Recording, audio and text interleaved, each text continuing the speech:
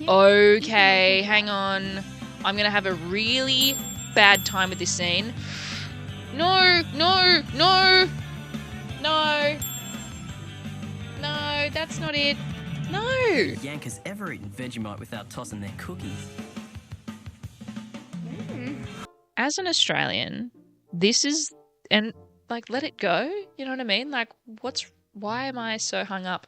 But I really do not like when they're like, yeah, they just eat Vegemite by the spoonful. Ew. No, we do not. That's Vegemite, that is like thick peanut butter consistency, okay? That's the consistency of it.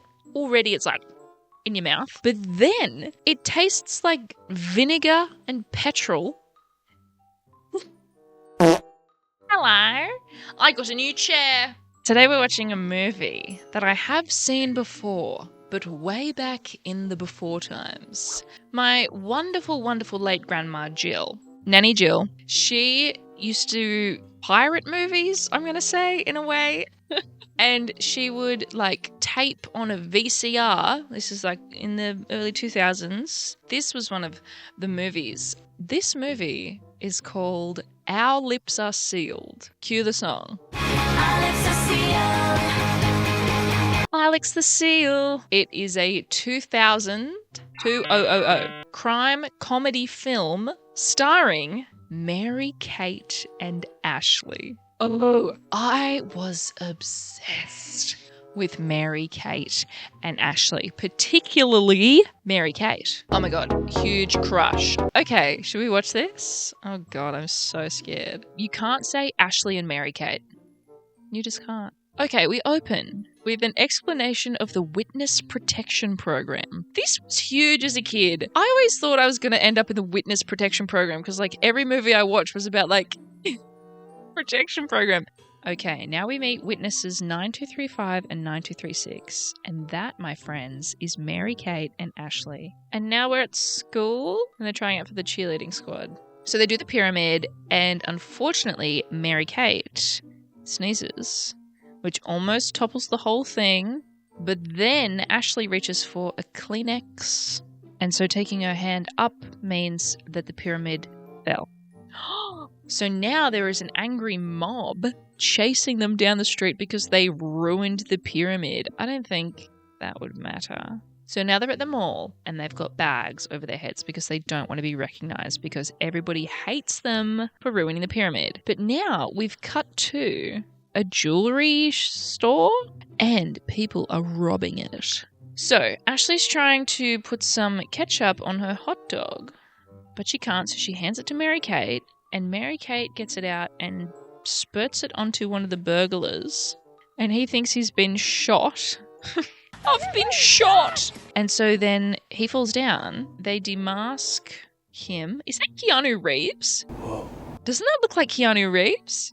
It doesn't. I lie. Cops come, but the burglar, Keanu Reeves, he's actually put the diamond into Mary-Kate or Ashley's bag. So they have the diamond now. Now they're in court. The girls explain to us, while everybody else is paused in the background, that the robber that stole the diamond is the nephew of a really bad guy called Emil. And Emil threatens Mary-Kate and Ashley.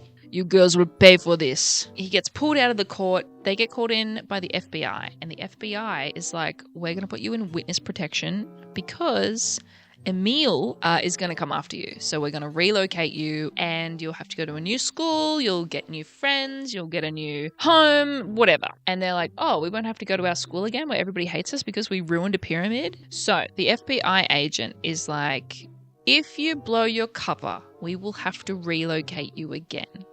So please keep your mouth shut. They go all over the map of America and they blow their cover everywhere. He's decided to send them somewhere that nobody goes. Somewhere, you know, far away from America. And it happens to be Oz. Now here we are, Qantas. There's the Opera House. There's the Harbour Bridge. Sydney. Hello. Right, so the family decide to run an inn. So they're at Rose Bay High School. And in Australia, we wear uniforms. So you got to wear a uniform. But the girls have rocked up in, Crocodile Dundee gear? Welcome to Steak and Kidney. What's with the Faradaggy duds? You Seppo's gone troppo?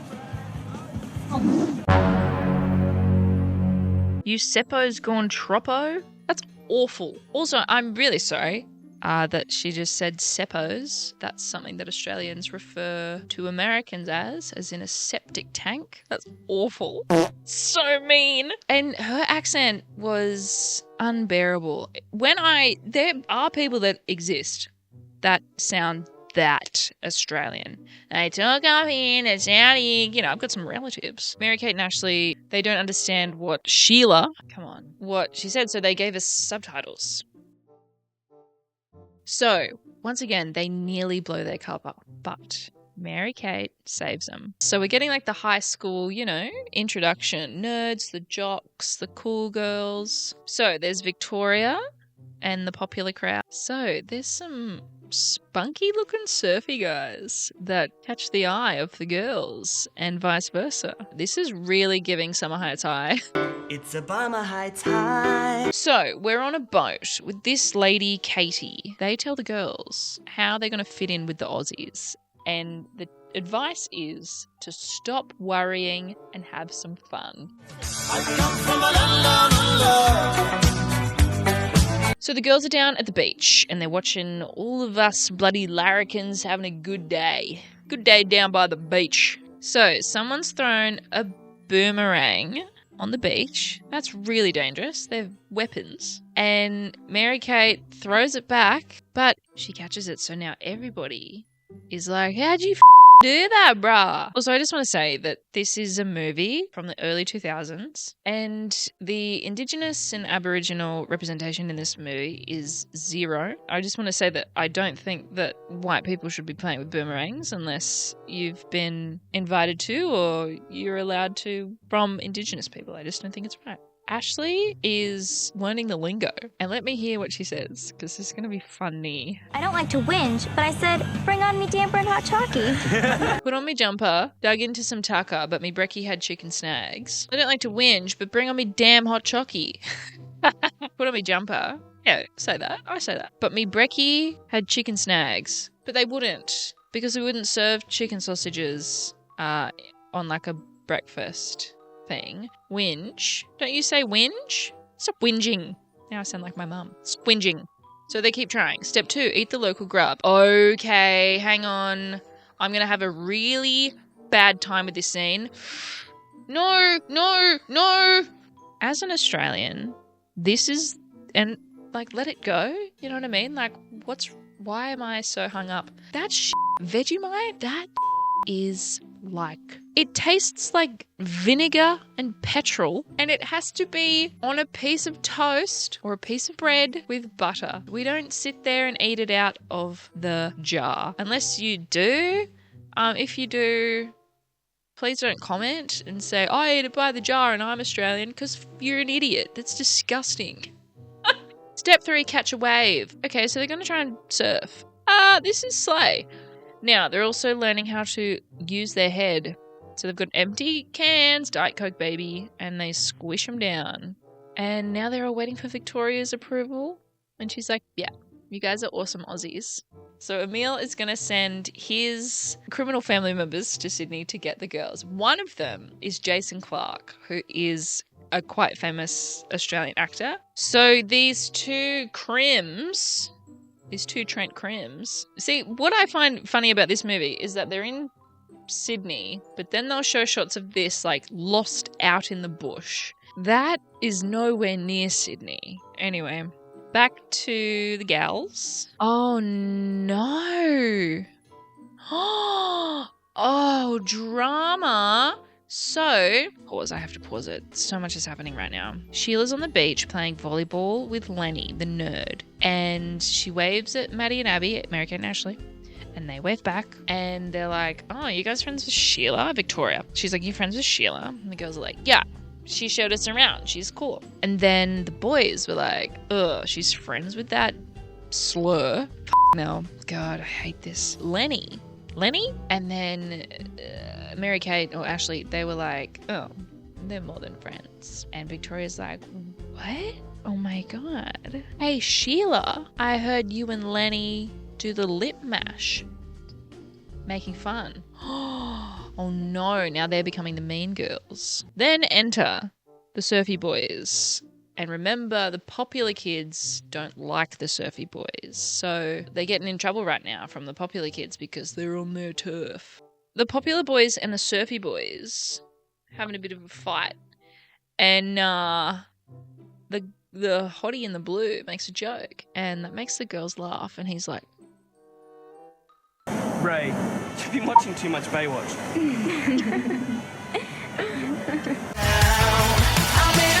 So Victoria says there's going to be a party on her dad's boat. And she says, but there's some rules. If you hang out with those guys, you cannot come to the party. You can't sit with us! She's so mean. Why do they want to be friends with her? Mary-Kate and Ashley are in bed and they're like, I feel kind of bad about what happened today with Lenny and Sheila. And Ashley's like, yeah, I feel really bad. I'm really sorry. So I think they're having some kind of realization that maybe they're hanging out with the wrong crowd. So Katie, who I don't really know what her role is in this film other than to be some kind of Australian magical wizard to give them advice. You're a wizard, Harry. I wasn't being me. I was being who they wanted me to be, and that's no good. So our criminals are like, do you have a room at the inn? Because remember, they own an inn.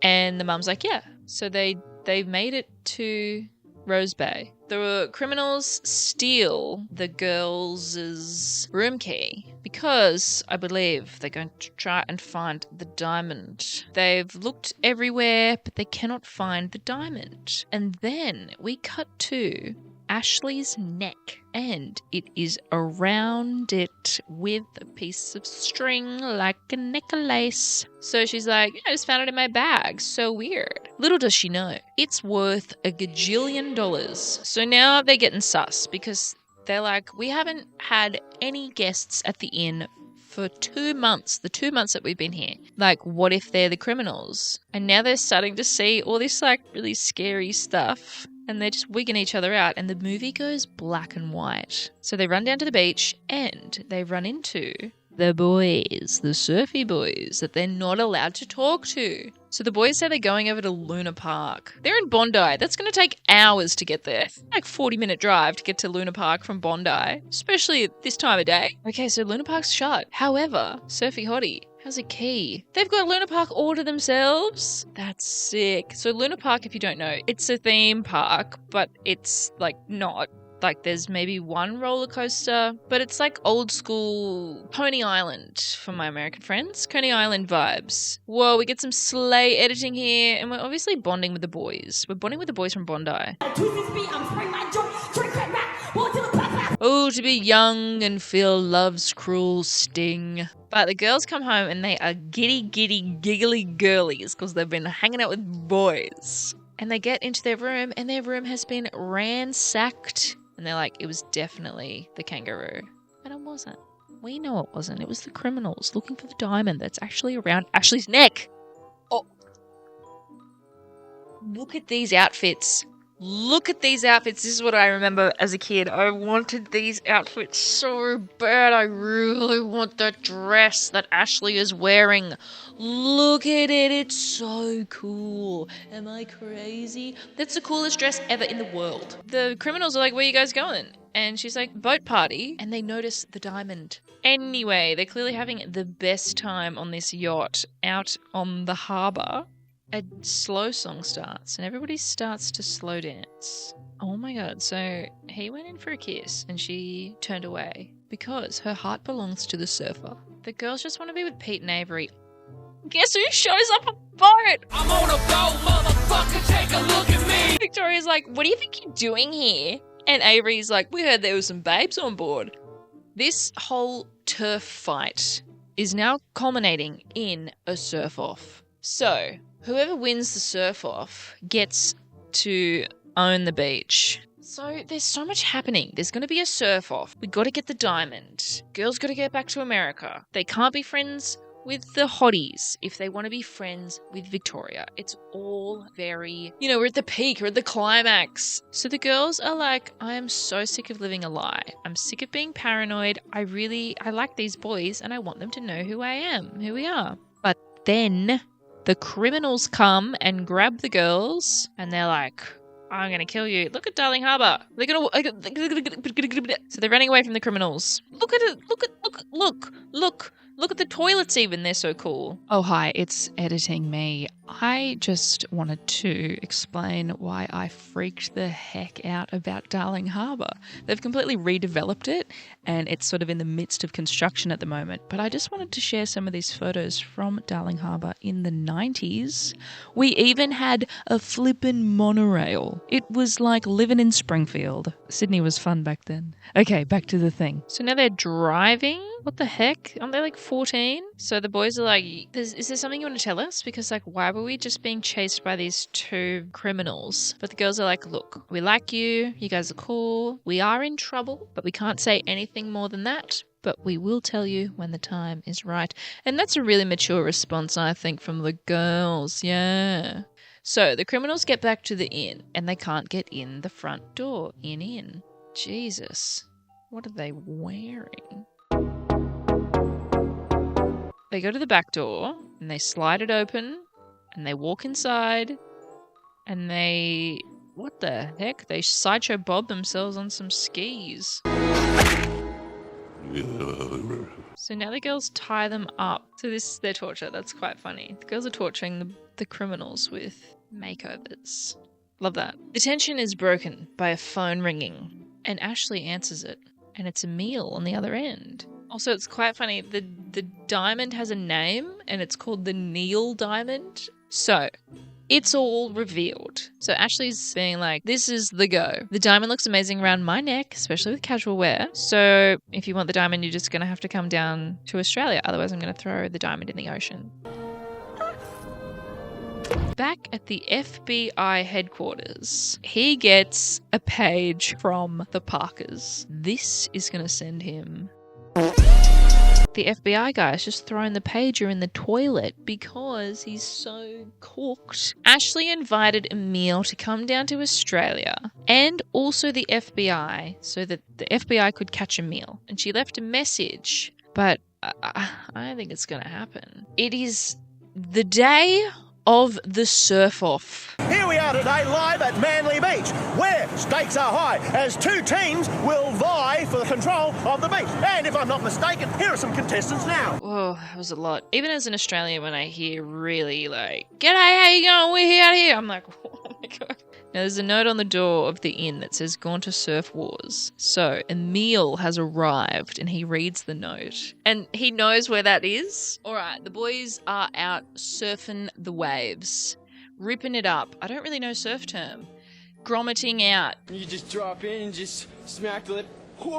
And the other guys, the popular boys, the mean boys, they're also ripping it up, out in the swell, swimming out with the sharks, doing the thing, being sick, being fully sick, being slay. Jake, what happened? Oh, my wedgie. I bent my wedgie. Oh, what are we going to do now, Pete? Probably can't surf in this condition. Abby. Me? Enter the contest?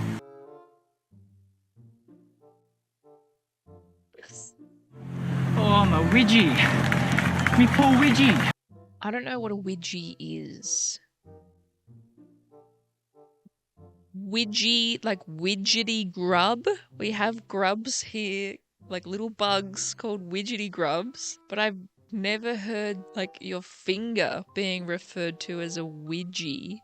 Anyway, that guy can't surf anymore, so they have to get Ashley to surf. My widgie. What the hell's a widgie? Oh god. Alright, she's gonna catch a wave, standing up. That's actually her. That's actually Ashley Olsen. That isn't. That's not. But she did stand up on a board. That's pretty good. Oh no. So the popular kids won, not the cool surfy boys, and Ashley, who now has completely dry hair. So the boys are like, you know what? The beach that we have to go to has pretty great waves anyway. Party at the beach. And so Victoria is stuck on Manly Beach, you know, and she won that beach, but nobody wants to party at Manly Beach. They want to go down to DY. I got my swim trunks and my flippin' floppies. Emil shows up, the bad man. He's like, give me that diamond. But then the girls are like, okay, FBI, you can come out now. Come and spring the villain. But they're not there because he freaked out. So Emil grabs the diamond and in comes a seaplane and he tells his goons, his hired goons. Hired goons? What's going to happen? Oh, the fun criminals come back. And they take down Emil's goon. Mary-Kate grabs a boomerang. Oh my God, this would kill him. She throws the boomerang and it and clocks him and he goes down. So Emil's now in the water. Goat in the water. Where's Katie at the beach? Let's get him. Ashley says, why is everybody showing up all of a sudden? Yeah, my thoughts exactly. Ashley. Emil Hatchew, you're under arrest. What? Agent Catherine Smith, FBI, at your service. Did you say that? Haiti, actually part of the FBI all along. Oh, that is a twist. I was not ready for that. I forgot about that aspect. And now everybody is dancing on the beach and everybody is friends. Well, what did we learn from all this? Crime really doesn't pay. And being a blabbermouth is very uncool. And life's not about being popular, it's about being yourself. And that's fair dinkum. Life is not about being popular. It is about being yourself. That is slay. And then we get a little montage of everything that they went through. So the girls go home, actually, to America. And that's the end. What did I think of that as an Australian? Top notch, eh? Yeah, so cool. Thank you for watching. Thank you for being here. I'm going to keep doing more movie reviews, movie reactions again, because they're really fun. And I think I found my groove. It's an Aussie goodbye. See you later, mate. Catch you in the ding dong, and keep it spunky.